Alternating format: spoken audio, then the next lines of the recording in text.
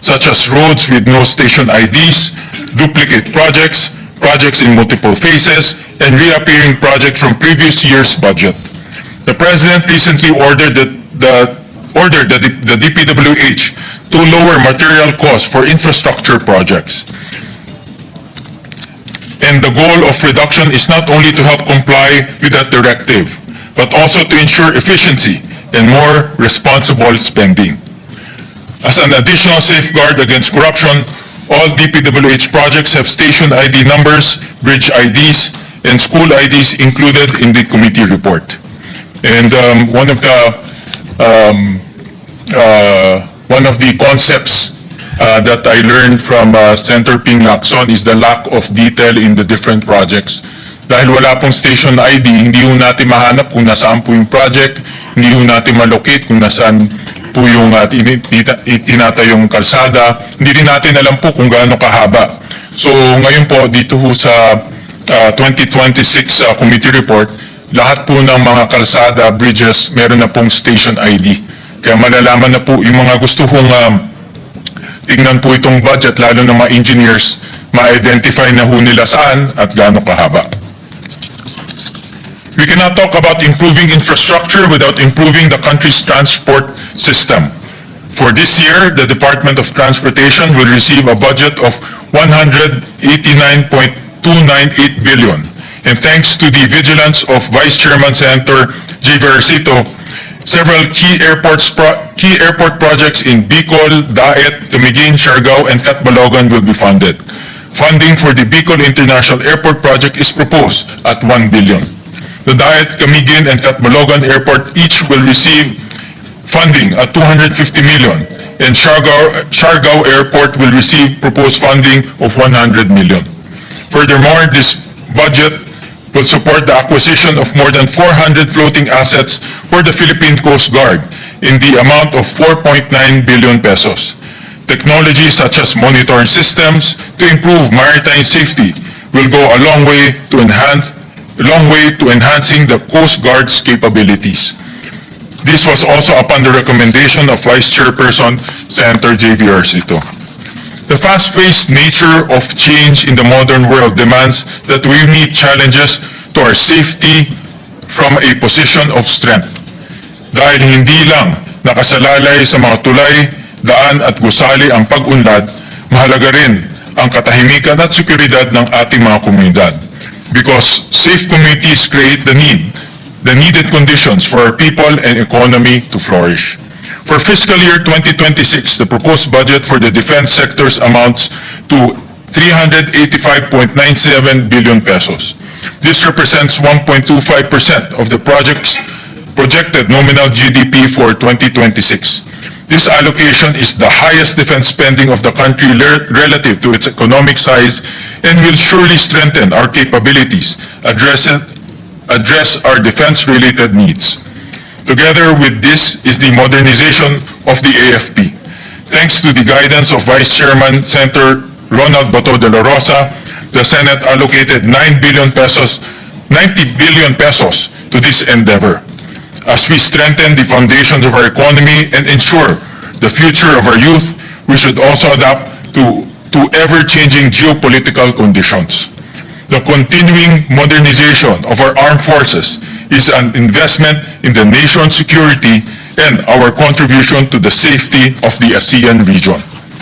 Under the recommendation of Vice Chairperson Senator J.V. Versito, we have transferred a total of 23.7 billion pesos from the MPBF to increase the subsistence allowance of more than 333,000 uniformed personnel in the Philippine National Police, the Philippine Coast Guard, the Bureau of Jail Management Penology, the Bureau of Fire Protection, and the Philippine Public Safety College, the Bureau of Corrections, and the National Mapping and Resource Information Authority.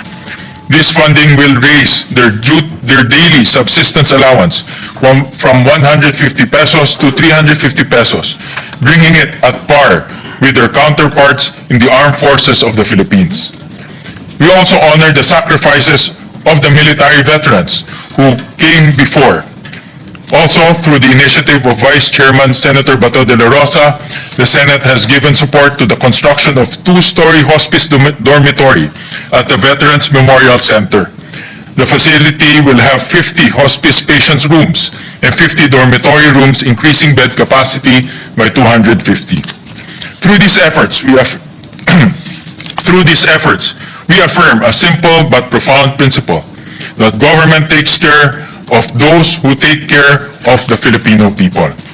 Our duties as leaders do not end with tending to the economy, securing our borders, or protecting our communities from crime and terrorism. We have a larger responsibility to prepare our nation and protect our people from the threats caused by climate change and the degradation of our environment. This is why this proposed budget also invests in environmental protection and climate resistance. Through the recommendation of Vice Chairperson Senator Legarda, the Climate Change Commission is set to receive an additional 55 million pesos specifically for the establishment of a roving climate change academy in coordination with SUCs, DepEd, schools, and local government units. Your Committee on Finance would also like to thank the following senators for upholding specific sectors of our society that are important to our heritage, culture, and our identity as Filipinos. Thank you to Vice Chairman Senator Jingo Estrada for advancing our film industry through the continued support of the Cinemalaya, the Film Development Council of the Philippines, and the Movie and Television Review and Classification Board.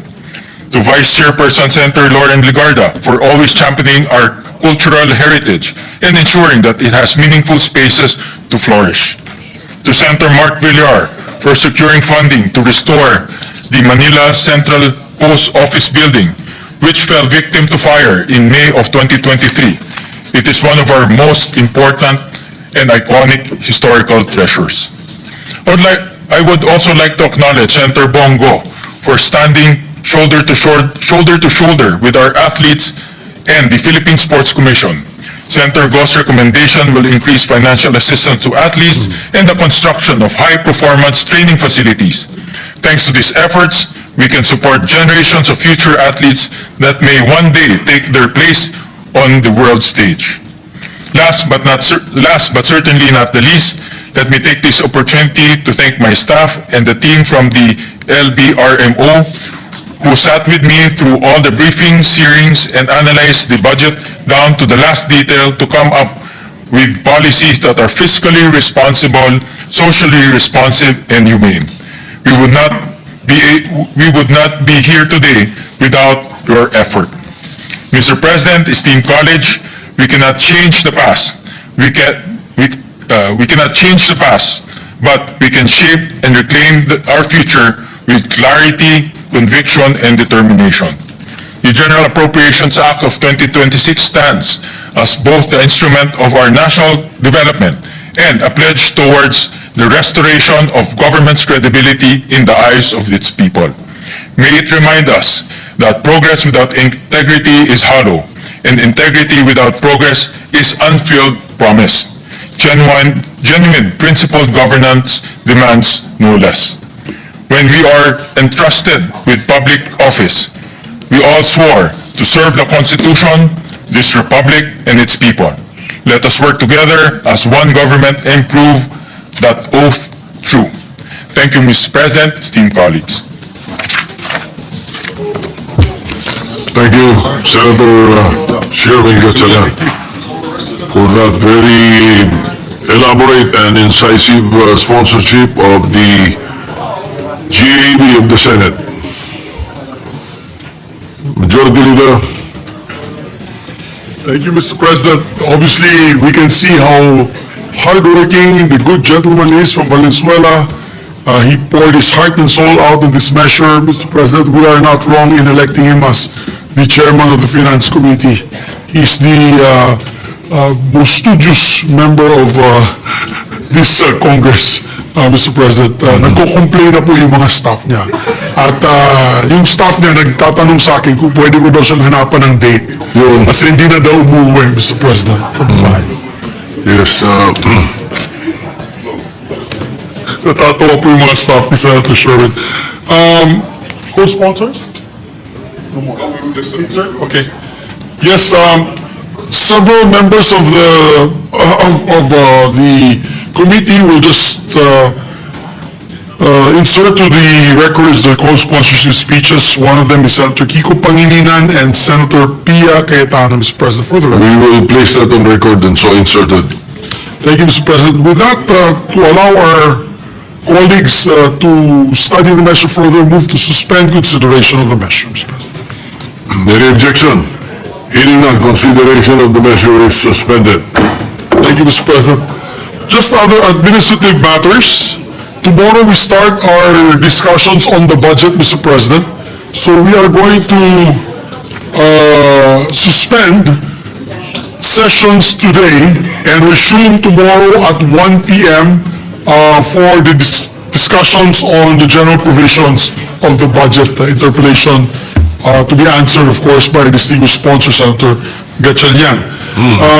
We just like to let everyone know, before we do that, Mr. President, we have an all-member caucus. Please inform our chief of staffs of all the senators at 12 noon here po sa ating Senators Lounge. We'll have lunch there.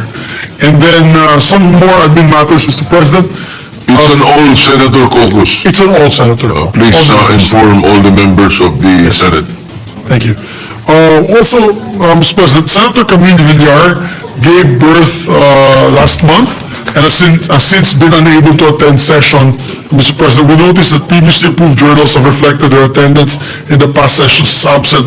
I propose that the Secretariat be directed to henceforth reflect Senator Villar is on maternity leave. I mean, she's absent, but she's on maternity leave. We have to have an excuse why she's absent. And we allow that, Mr. Yes, President. As a matter of fact, in corporations, we allow 120 days, I think 110 days? 105 days. Well, I'm sure there will be no objection, so we place that on record.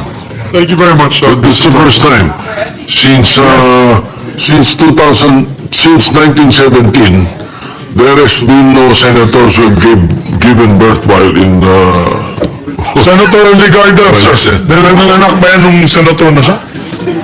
Did you give birth when you were a senator? Were you a senator when you gave birth to your... No, I don't think so. Hindi daw.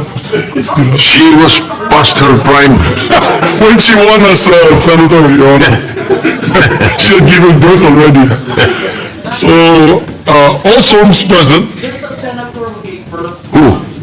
Sino? Sino?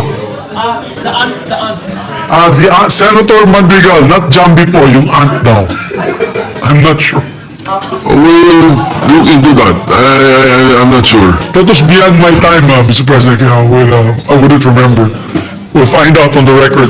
Alright. On the records. Mr. President, this is on EDCOM 2 Commission. Pursuant to Section 5 Republic Act number 11899, I move that the Senate President designate members to the Second Congressional Commission on Education. I so move, Mr. President. All right, is there any objection? Hearing none, the following are designated as members of the Second Congressional Commission on Education, or the EDCOM 2. Chairpersons, Senator Bamagino, as chairperson of the Committee on Basic Education, Senator Lauren Legarda, Education. And members, Senator Alan Cayetano, and together with previously designated members, Senator Joel Villanueva and Senator Sherwin Gatchalian. So designated. Thank you very much, Mr. President. Mr. President, pursuant also to Rule 10, Section 18, the rules of the Senate, upon the instruction of the chairperson of the Committee on Justice and Human Rights, I manifest the creation of a subcommittee to take up the privileged speech of Senator Rizal de Veros on Mr. Joseph C., delivered last October 1. With Senator Hontiveros as chairperson. So manifested, Mr. President. Any objection? Hearing none, the manifestation is noted. And that's with approval of the chairperson, Senator Pangilinan. Senator Legarda also, Mr. President, wishes to co-sponsor the following measures and request that her co-sponsorship speeches be inserted into the record.